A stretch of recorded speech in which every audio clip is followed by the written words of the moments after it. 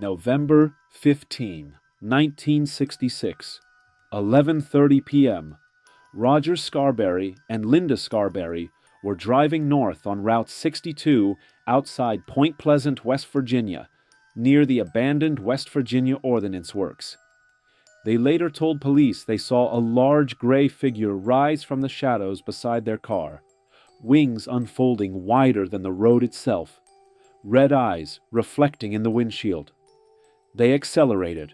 The shape lifted, matched their speed, and followed them nearly to the city limits. That same night, 2 volunteer firemen reported something similar in the same area. The following year, on December 15, 1967, the Silver Bridge connecting Point Pleasant to Gallipolis, Ohio, collapsed during rush hour. 46 people died. Have you ever heard about it? Mythical ground. If you like mystery, you have come to the right place. The first statements were recorded by the Point Pleasant Register and later summarized by local law enforcement. Scarberry described the figure as over 6 feet tall with a 10-foot wingspan. The couples involved insisted it was not a bird. They emphasized the eyes, not glowing in a theatrical sense, but reflecting light in a way that felt directed, almost aware. Within 48 hours, additional reports surfaced from the TNT area, the old munitions complex surrounded by concrete domes and restricted zones that had been abandoned after World War II. Teenagers, contractors, and residents described something airborne, something upright, something watching. The pattern emerged quickly. The sightings clustered around the same industrial perimeter. Most occurred at night. Drivers felt followed. Dogs reacted before owners noticed anything unusual. Law enforcement conducted informal searches, but found no tracks consistent with a large terrestrial animal. Wildlife officials suggested cranes or owls, misidentified under stress conditions. Yet witnesses rejected that explanation. The proportions did not align with familiar birds. Wings were described as folding around a torso, not extending from a horizontal frame. As reports accumulated, behavior shifted. Families avoided the TNT area after dark. Patrol officers began traveling in pairs. Curiosity seekers from neighboring counties drove into Point Pleasant, hoping to glimpse the figure themselves. The local economy felt the shift. Gas stations reported an increase in late-night traffic. Restaurants heard recurring phrases: red eyes, wings without a head, a body that seemed both heavy and weightless at the same time. Then came smaller details that rarely make headlines. Doors left unlocked were double-checked. Porches once used at night became quiet. Hunters postponed trips. Teachers overheard students comparing descriptions as if trying to synchronize accounts. No single story was identical, yet the core elements repeated: tall, dark, winged, watching from elevated surfaces, moving without visible wing beats at times. On November 24th, 1966, the same week as the initial sighting, a local contractor named Newell Partridge reported his television began emitting static as his dog Bandit reacted violently outside. When Partridge stepped onto his porch, he claimed to see 2 red circles in a nearby field. His dog chased toward them and never returned. Partridge later described the sensation not as terror, but as intrusion, as if something had briefly occupied his property without permission. By early 1967, national reporters were arriving. Headlines introduced a name: Mothman. The label condensed scattered witness language into a single symbol. With a name came consolidation. Prior incidents were revisited and interpreted through that lens. Minor anomalies felt connected. Shadows seemed significant. The town became a site, rather than simply a location. Something people traveled to, something people referenced. Expansion followed attention. Sightings were reported beyond the TNT area. Mason County deputies documented calls from rural stretches closer to Gallipolis. The geography widened. Farms, roadways, rooftops. Yet the structure of reports remained similar. Night encounter, short duration, abrupt departure. Rarely did anyone claim prolonged contact. The figure appeared, moved, and was gone.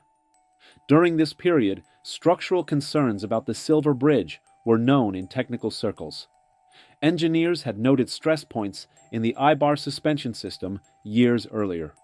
On December 15, 1967, during peak traffic, one eyebar fractured. The chain reaction collapse sent vehicles into the Ohio River. Rescue operations lasted through freezing temperatures. The disaster shifted national infrastructure policy and led to new bridge inspection standards across the United States. After the collapse, some residents recontextualized the sightings. They did not claim causation in formal reports, but the timeline settled into collective memory. A winged figure seen repeatedly in a small river town. A year later, a catastrophic structural failure. Correlation occupied local conversation, even if official investigations focused exclusively on metallurgy and engineering fatigue. What changed most noticeably was silence. Following the bridge collapse, reports diminished sharply. Not entirely absent, but reduced. The concentrated cluster between November 1966 and December 1967 remained the core archive. Newspapers gradually redirected attention to infrastructure reform and victim memorials. The red-eyed figure receded from front-page urgency. Yet the behavioral imprint endured. Point Pleasant incorporated the legend into civic identity. Annual gatherings commemorated both the tragedy and the phenomenon. A statue was erected decades later, polished metal reflecting daylight rather than glowing in darkness. Visitors photograph it in the same district once defined by fear. What began as late-night police statements evolved into curated heritage. Outside West Virginia, scattered reports occasionally surface that mirror the original descriptions. Large winged figure, reflective eyes, brief pursuit. None have achieved the density of the 1966-1967 cluster. The structure remains familiar. Sudden appearance, acceleration alongside vehicles, vertical ascent, immediate disappearance. Documentation now exists in multiple forms. Police interviews, newspaper clippings, archived television segments, personal journals. No physical specimen was recovered. No photograph from that initial wave provides definitive clarity. The phenomenon rests almost entirely in human testimony, reinforced by repetition rather than material evidence. From an observational perspective, the arc is distinct. A small American town experiences a series of nocturnal sightings. The reports clustered tightly in time and geography. Behavior shifts locally. A major infrastructure disaster follows within the same regional frame. The sightings decline. The narrative consolidates under a single name. The name persists longer than the sightings. No formal authority linked the figure to the bridge failure. Structural analyses identified a fractured eyebar as the initiating cause. Yet within collective memory, proximity and time created associative weight. The human mind maps patterns quickly, especially after loss. In Point Pleasant, the map includes wings. Today, walking along the riverfront, nothing in the daylight suggests airborne anomalies. Traffic moves normally. The replacement bridge stands engineered under updated federal standards. Historical markers describe the 1967 disaster in measured language. The earlier sightings are preserved through interviews and annual festivals rather than emergency calls. What remains unresolved is not biological classification or mechanical explanation, but persistence. Why did so many individuals across different nights describe a nearly identical form? Why did the reports taper so sharply after December 1967? And why does the figure continue to appear in cultural memory even when new physical evidence has not surfaced? The record does not close with a solution.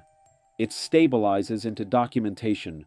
Witnesses spoke, officers wrote, newspapers printed, engineers revised protocols, the town adjusted. The pattern remains archived, between November 15, 1966, and December 15, 1967, bounded by a first report and a structural collapse.